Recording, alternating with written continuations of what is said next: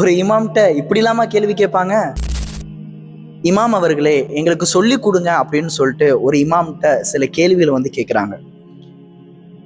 கடமையானது என்ன? அதை விட கடமையானது என்ன? ஆச்சரியமானது என்ன? அதை விட ஆச்சரியமானது என்ன? கஷ்டமானது என்ன? அதை விட கஷ்டமானது என்ன? நெருக்கமானது என்ன? அதை விட நெருக்கமானது என்ன?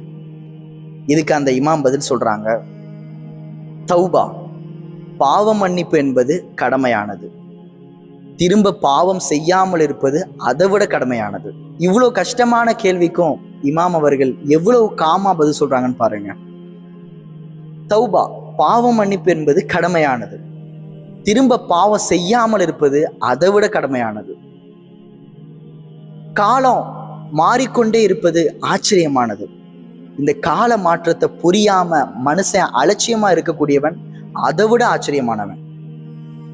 சோதனைகள் ஏற்படும் பொழுது பொறுமையாக இருப்பது கஷ்டமானது. ஆனா அந்த பொறுமையாக இருந்து அதற்கான நன்மைகளை மறுமையில் இழப்பது அதை விட கஷ்டமானது.